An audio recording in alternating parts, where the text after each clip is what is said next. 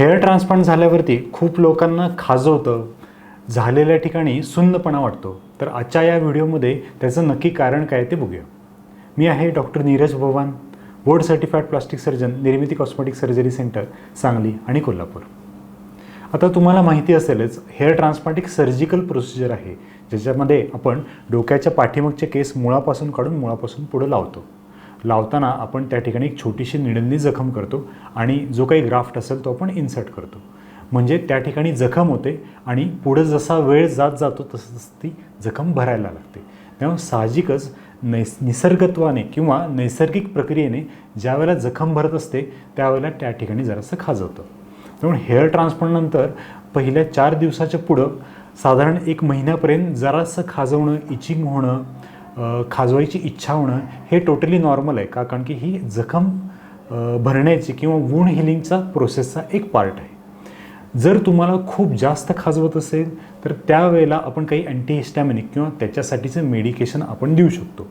पण जनरली जे कोणी पेशंट असतात ते कंप्लेंट काय करतात, सर दिवसभर मला काही त्रास होत नाही, फक्त रात्री झोपायच्या वेळेला खाजवतो. म्हणजे दिवसभर तुमचं लक्ष दुसऱ्या कामात असतं, भरपूर बाकीच्या ॲक्टिव्हिटीमध्ये असतं. ज्यावेळेला तुम्ही एकटे असता, रिकामे बसले असतात, त्यावेळेला जे काही खाज असते, इचिंग असतं, त्याच्याकडे तुमचं लक्ष जातं. त्यामुळं मी पेशंटला हे ॲडवाईस करतो की जास्तीत जास्त त्याच्याकडे दुर्लक्ष करण्याचा प्रयत्न करा. कारण की पहिल्या 1 महिन्यामध्ये जे काही इचिंग होतं तो नॉर्मल वूंड हिलिंगचाच एक पार्ट आहे. पण काही लोकांना महिन्याच्या पुढं पण इचिंग राहू शकतं. त्याच्यासाठी महत्त्वाचं कारण म्हणजे स्काल्प जर खूप जास्त ड्राय झाला किंवा खूप जास्त ऑइली झाला. खूप जास्त ड्राय झाला किंवा ऑइली झाला तर त्या ठिकाणी सेबरिक डर्मॅटायटिस म्हणजे डॅन्ड्रफ किंवा फंगल इन्फेक्शन अशा पद्धतीने होऊ शकतं. काही लोकांना फॉलिक्युलायटिस पण होतो आणि ह्यामुळं त्या लोकांना इचिंग किंवा खाजवणे अशा पद्धतीचा तक्रार किंवा अशा पद्धतीचा त्रास होऊ शकतो. जर तुम्हाला 1 महिन्यानंतर पण जर हा त्रास होत असेल तर तुमच्या हेअर ट्रान्सप्लांट सर्जन किंवा डर्मॅटॉलॉजिस्ट यांच्याशी तुम्ही कॉन्टॅक्ट करा. ते तुम्हाला त्या संदर्भातलं व्यवस्थित ट्रीटमेंट सांगतील. तर दुसरी हेअर ट्रान्सप्लांटनंतर लोक कंप्लेंट करतात तो म्हणजे सुन्नपणा किंवा नमनेस. हेअर ट्रान्सप्लांट करताना आपण लोकल ॲनेस्थेसिया म्हणजे भुलीचा वापर करतो. तो डोनर साईट, रिसिपियंट साईट या दोन्ही ठिकाणी आपण वापर करतो. पहिल्या साधारण एक 24 ते 48 तासामध्ये त्या भुलीचा असर राहू शकतो.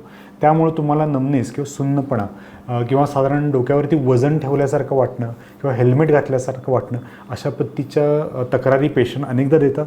मी पेशंटला हे सांगतो की ही टोटली नॉर्मल प्रोसेस आहे आणि जसा वेळ जातो, जसं टाईम पुढं जात जातो तसं हा नमनेस कमी होऊन जातो.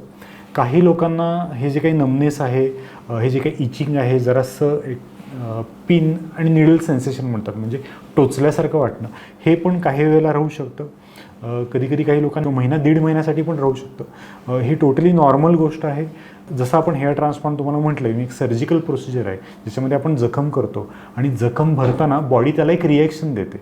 त्यामध्येच इचिंग होणे, जरासं सुन्नपणा वाटणे किंवा एक छोटंसं टोचल्यासारखं वाटणे अशा पद्धतीचं फिलिंग राहू शकतं. हे जे टोटली नॉर्मल आहे. पण काही लोकांना जर फॉलिक्युलायटिस असेल त्याच्याबरोबरच, म्हणजे केसांच्या मुळाशी सूज आहे, इन्फेक्शन आहे, त्यातून पस येतो आहे, तर डेफिनेटली तुम्ही तुमच्या हेअर ट्रान्सप्लांट सर्जनला कॉन्टॅक्ट करा. ते त्याच्यावरती सोल्युशन देण्यासाठी डेफिनेटली तुम्हाला हेल्प करतील. हा जो काही सुन्नपणा आहे, काही लोकांना दुखतं, काही लोकांना टोचल्यासारखं वाटतं, ह्यासाठी तुम्हाला म्हटलं तशा पद्धतीने ट्रीटमेंट करायची गरज नाही.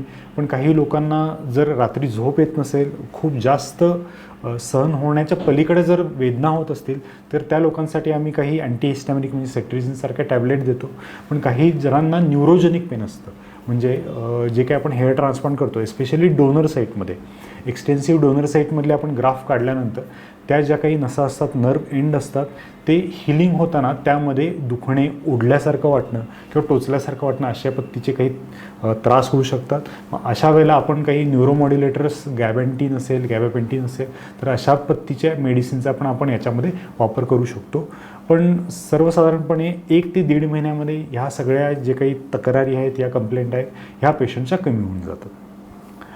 तर होपफुली ह्या व्हिडिओमध्ये मी हेअर ट्रान्सप्लांटनंतर होणारे जे काही खाजवणे, इचिंग आहे आणि सुन्नपणा आहे याच्यावरती चांगल्या पद्धतीने एक्सप्लेनेशन दिलेलं आहे. त्याच्यावरचे उपाय पण तुम्हाला सांगितलेले आहेत. जर तुम्हाला अशाच काही याच्याबद्दलच्या शंका असतील, काही प्रश्न असतील तर कॉमेंट बॉक्समध्ये पोस्ट करू शकता. आणि आमचं इंस्टाग्राम चॅनल आहे, त्याला तुम्ही फॉलो करू शकता आणि यूट्यूब चॅनलला तुम्ही सबस्क्राईब करू शकता. धन्यवाद.